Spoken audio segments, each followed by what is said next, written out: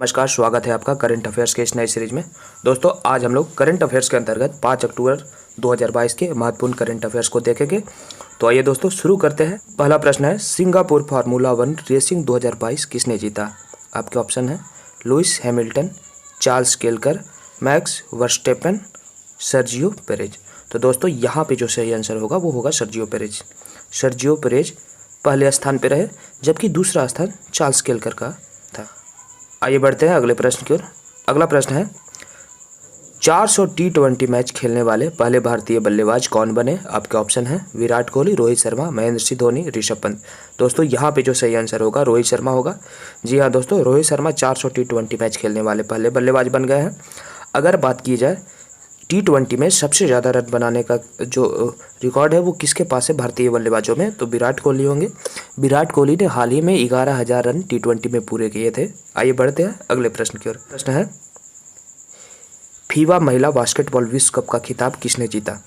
तो दोस्तों ये जो खिताब है अमेरिका ने जीता है चीन को हरा के। जी हाँ दोस्तों, अमेरिका ने चीन को हरा के खिताब जीता है।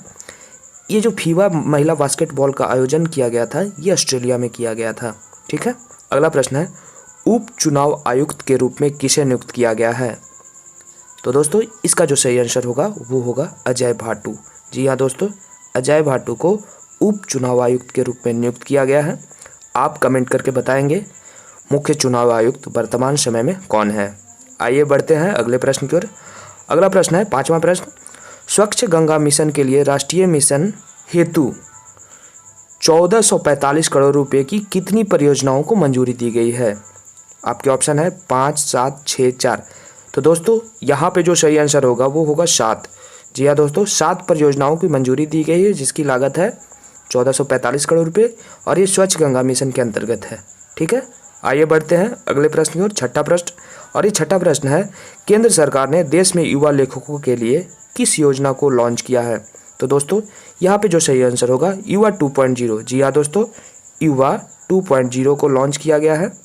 जी हाँ दोस्तों, यह केंद्र सरकार की योजना है जिसके अंतर्गत देश में जो युवा लेखक हैं उनके कौशल को और बढ़ावा दिया जाएगा। आइए बढ़ते हैं अगले प्रश्न की ओर। अगला प्रश्न है 7वां प्रश्न, किस राज्य में स्थित पुलमपारा पंचायत देश का पहला पूर्ण डिजिटल साक्षरता वाला ग्राम पंचायत बना? आपके ऑप्शन है आंध्र प्रदेश, तेलंगाना, केरल, तमिलनाडु। यहाँ पे जो सही आंसर होगा वो केरल होगा। दोस्तों आप इससे भी इस क्वेश्चन को रिलेट करने का प्रयास कीजिएगा कि पहला पूर्ण साक्षरता वाला राज्य चूँकि केरल है तो पहला पूर्ण डिजिटल साक्षरता वाला जो पंचायत होगा वो भी केरल में ही होगा। आइए बढ़ते हैं अगले प्रश्न की ओर। अगला प्रश्न है, केंद्रीय शिक्षा मंत्री धर्मेंद्र प्रधान ने भारत के दूसरे राष्ट्रीय आदर्श वेद विद्यालय की स्थापना कहाँ की?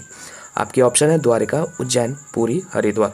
तो दोस्तों दूसरे राष्ट्रीय आदर्श वेद विद्यालय की स्थापना पुरी में की गई है। पुरी कहाँ है? उड़ीसा में है। अगर बात की जाए पहले राष्ट्रीय आदर्श वेद विद्यालय तो उज्जैन में किया गया था। उज्जैन कहाँ है? महाराष्ट्र में है। ठीक है। ये जो राष्ट्रीय आदर्श वेद विद्यालय है यहाँ वेद की शिक्षाएं दी जाती है। ठीक है। आइए बढ़ते हैं 9वें प्रश्न की ओर। 9वां प्रश्न है, रोड सेफ्टी वर्ल्ड सीरीज 2022 का खिताब किसने जीता? आपके ऑप्शन है India legends, Sri Lanka legends, England legends, Australia legend. तो दोस्तों फाइनल मुकाबले में इंडिया लीजेंड्स ने श्रीलंका को हराकर यह खिताब जीता था। तो जो सही आंसर होगा इंडिया लीजेंड। चलिए आगे बढ़ते हैं 10वें और अंतिम प्रश्न की ओर। 10वां प्रश्न है, वर्ष 2022 के लिए शस्त्र रामानुजन पुरस्कार किसे दिया गया? तो दोस्तों यहाँ पे आपके ऑप्शन है यूनकिंग टैंग, नीना गुप्ता, फ्रांसिस कैरे, रामदत्त मिश्रा।